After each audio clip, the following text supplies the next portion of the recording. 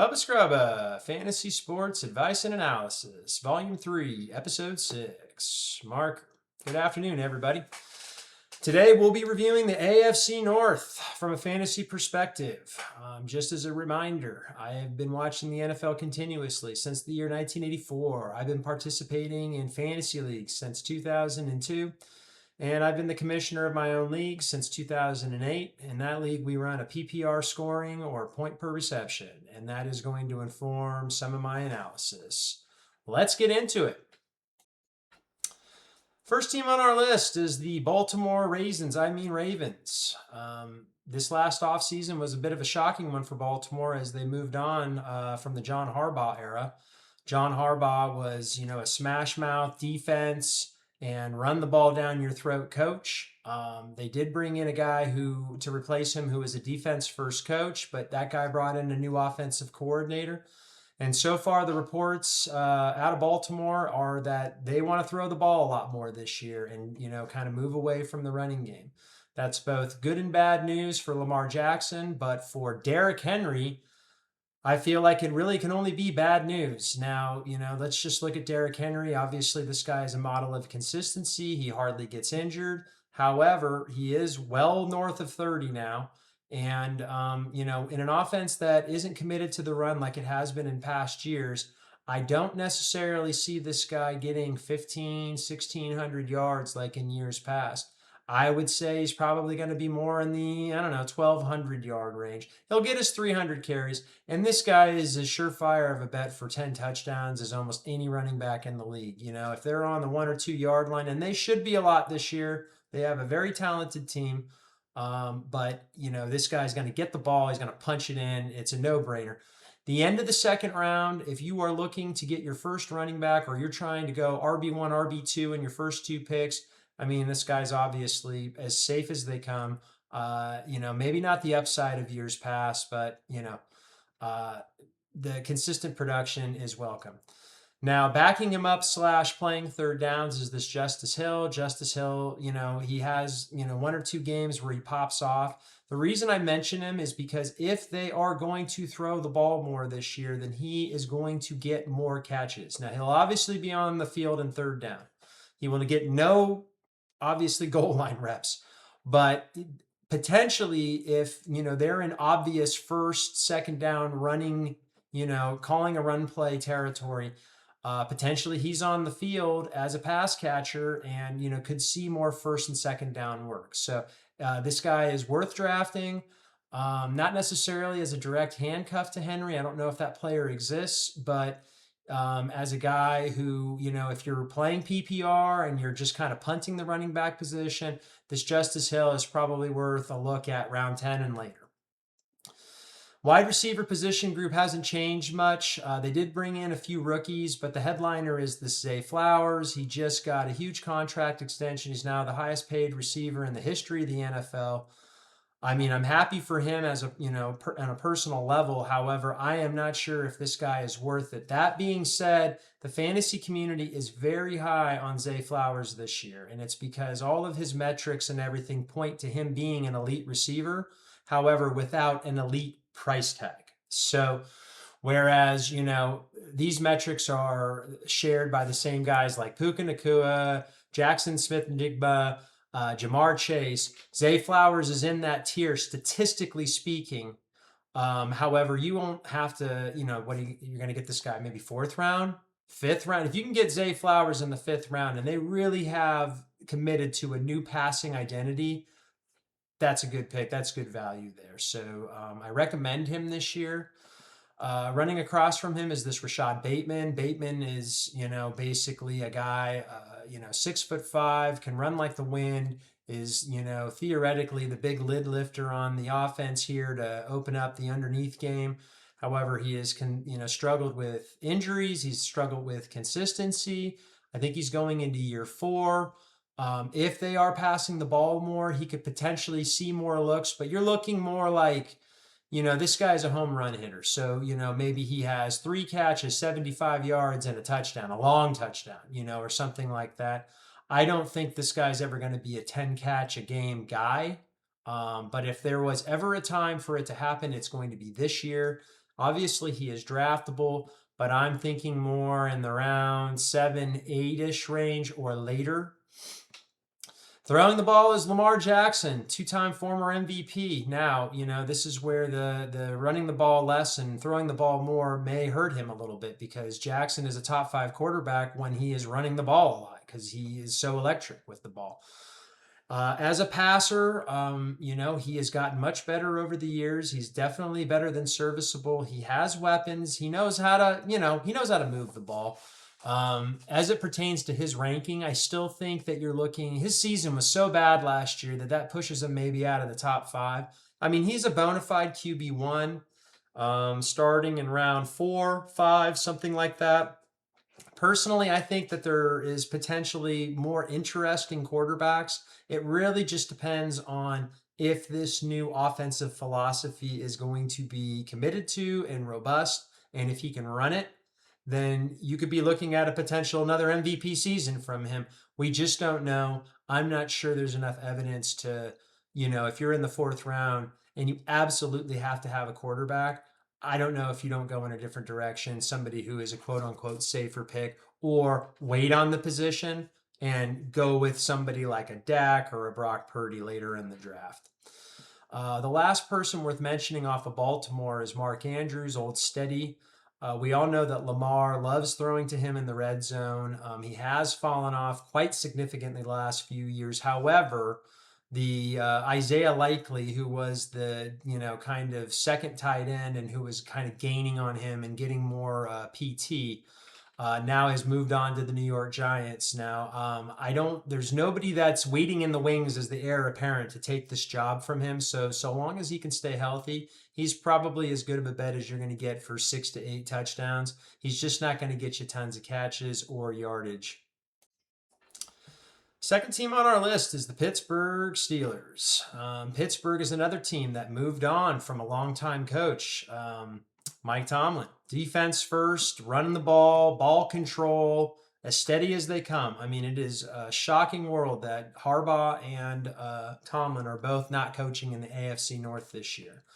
Unlike Baltimore, Pittsburgh went and brought in Mike McCarthy, formerly of the Packers, formerly of the Cowboys, firmly an offensive first coach. So there, is some hope that we can expect a potential, let's say, half step forward for the Pittsburgh offense. They have gotten some new players in addition to some of the mainstays. Your number 1 overall draft pick in this is going to be DK Metcalf. DK Metcalf has, obviously prototypical size. He's just a beast, can run. He's, he's the boundary guy. He's the lid lifter. He's the red zone guy. I mean, he kind of does it all for this team. But for a guy who is such a specimen, he's never statistically kind of backed that up or put it all together. I mean, he's a very serviceable, consistent player from a fantasy perspective, but should be sexier. That being said, with Mike McCarthy now, at the controls, you have another year of Aaron Rodgers. I mean, I think it's fairly easy to predict 90 plus catches for this guy. Let's say 13 to 1,400 yards, and let's say 8 to 10 touchdowns. I mean, I'm expecting that he's going to, maybe take a half step forward.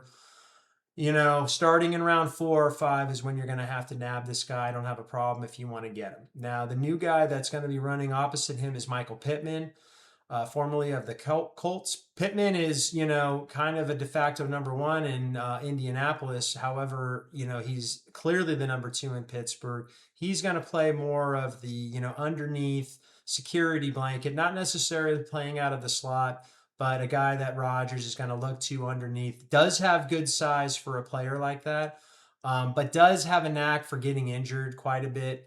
Obviously, the production in a new offense and a new team is going to be tough to project, but this guy's going to get catches. He's just not going to stack up the yards and the touchdowns. Metcalf's going to dominate that. If you want to draft Pittman, you're looking at a wide receiver 4/5 on your roster. I would say anywhere after round 8, is where you're going to see him kind of come off the board. So throwing the ball is Aaron Rodgers again. This is going to be his last season. I don't, have any illusions that he's going to have some quasi MVP campaign. I think you're going to see kind of the same Aaron Rodgers. I'd be surprised if he makes it through the season without getting injured. His play has fallen off quite a bit, although at 42 or 43, it's still pretty impressive for him to be going, as steady as he has been for as long as he has been. But you're looking at, I don't know, 20, maybe 25 touchdowns. I do feel as if that Pittsburgh is going to commit to the run because that has been their franchise identity. They will run the ball. I think he's going to be asked to be more of a game manager. And when he does lob it up, it's going to be to DK. Is Rodgers draftable? Yes. I mean, as a QB2, potentially. I feel like, the way I build my teams, I have one quarterback, and, unless somebody's just sitting there begging to be picked up as a free agent or something that shouldn't be there, there's no reason to roster a backup. Just stream guys on bye weeks, or God forbid you have an injury, or work out a trade later. Quarterback is one of the easier positions to trade for. So I would not be drafting him. I'd be, he probably maybe goes at the end of the draft. Running back position is pretty unique. So you have this Rico Dowdle, who got brought in from formerly of Dallas via Carolina, had a pretty good season last year. He is now, I just read a report that said he is the de facto starter in Pittsburgh. I'm not sure that makes a lot of sense because Jaylen Warren does return. Jaylen Warren had a pretty good season, and Jaylen Warren is a pretty damn good player. Has the quicks to hit the corner, but showed last year that he could run between the tackles a little bit too, and is a pretty decent pass catcher. Personally, I feel as if that these two guys are going to be just really splitting touches. I don't think that there's going to be one guy that's going to pull away from another. So I don't really care that the beat reporters are saying that Dowdle is ahead of him or he's the number one running back. I think it's really 1A, 1B, hot hand situation. That being said, I think Dowdle is going to be the higher pick in fantasy. I think you're looking, he is, I would feel it right now as a serviceable RB3/4. And you're going to pick him, let's say, starting round 5 or 6. Warren is more of a RB4/5, and you're going to pick him, let's say, round 7 or 8. The next team on our list is the Cleveland Browns. Cleveland is another team that moved on from a longtime head coach, Kevin Stefanski, this last offseason. They brought in Todd Monken, the former offensive coordinator from Baltimore, to be the new head coach. And, Cleveland is a team that is very confusing to project because on one hand, they've been a dumpster fire for however long. On the other hand, they do have some young, intriguing players.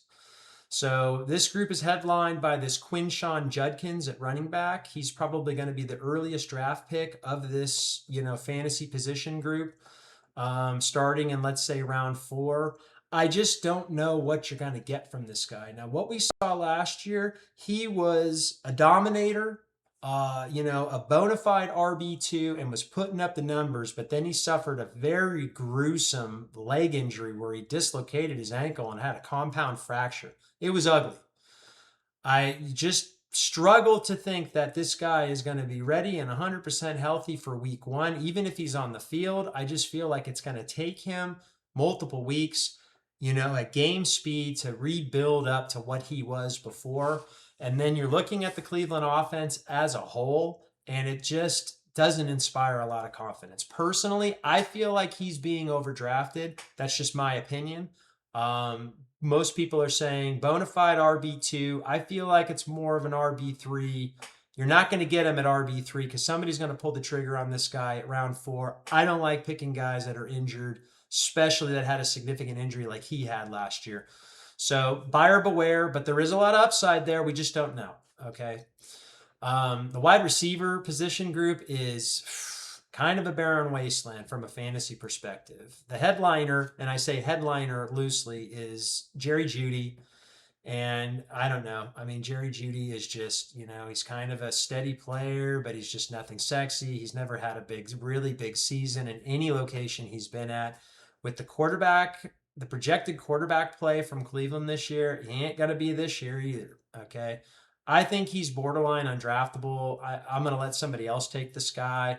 I wouldn't touch him with a 10-foot pole until after round 10. And even then, I'll go find somebody more interesting to draft who I just, feel like has more upside.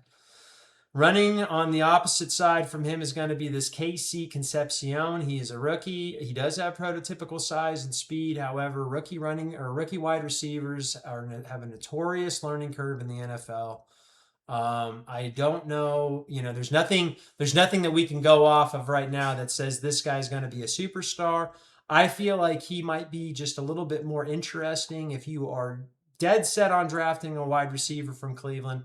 I would probably prefer to have him because we just don't. He's an unknown quantity compared to Jerry Jeudy. Again, round 10 or later, or a free agent pickup. Now, the one guy who is interesting in this group is this Harold Fannin Jr., the tight end. Had a pretty nice season last year, even with David Njoku there.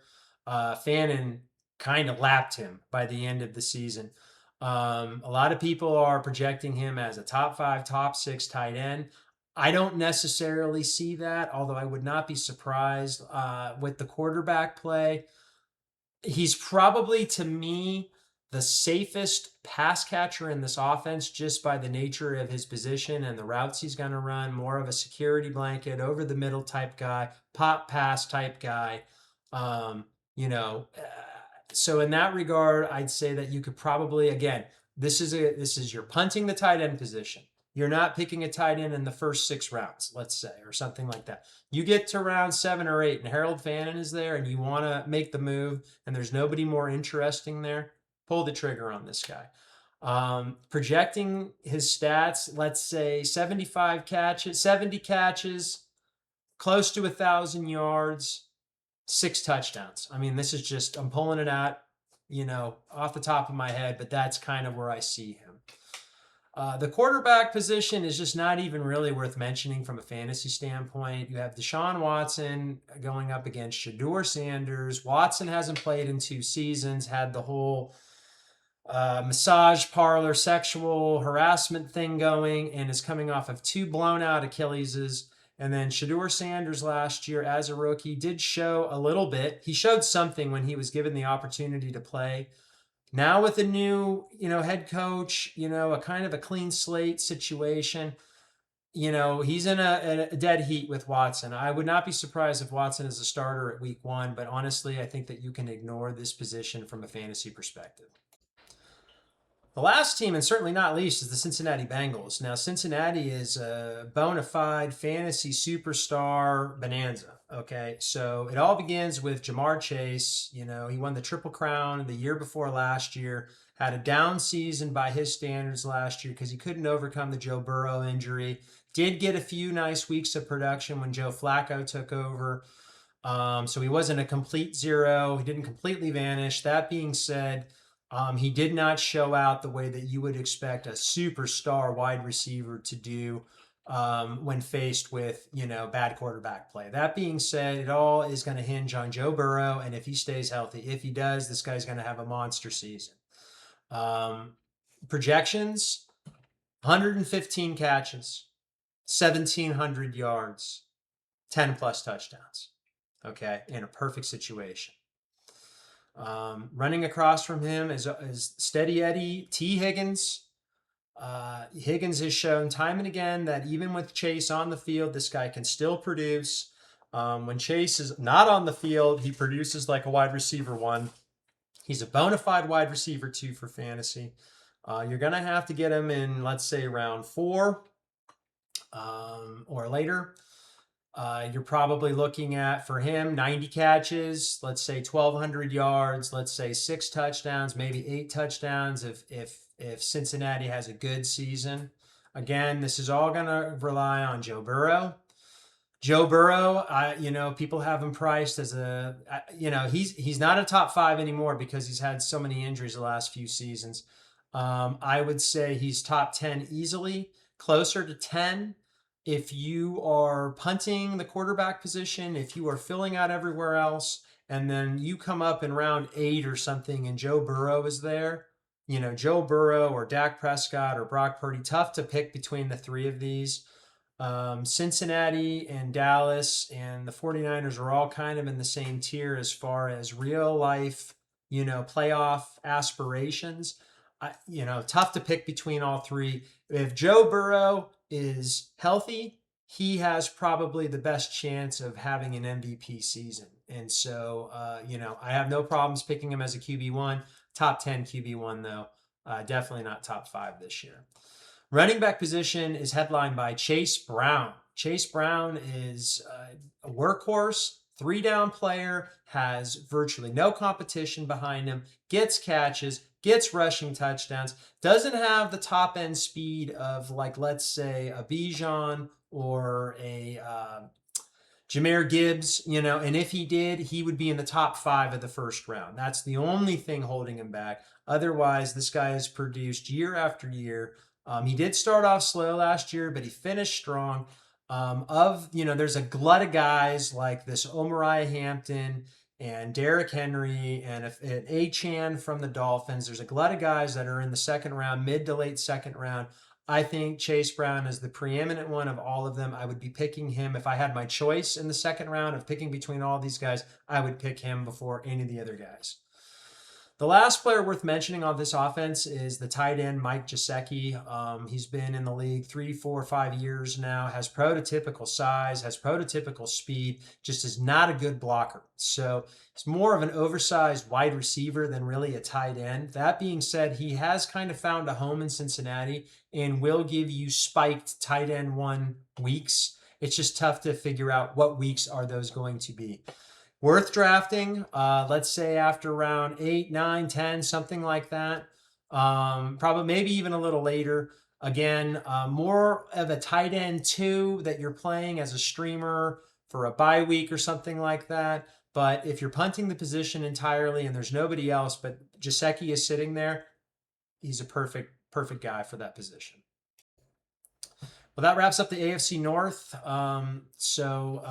We're getting to the end of these divisional series here. I have a few more to shoot, a few more videos to shoot. Then we're going to move on to just general news as we get into the preseason, injuries, training camp battles, et cetera, et cetera. Please put your questions below. I really love to answer questions regarding draft strategy, regarding whatever it is that's on your mind. And I'll see you guys soon.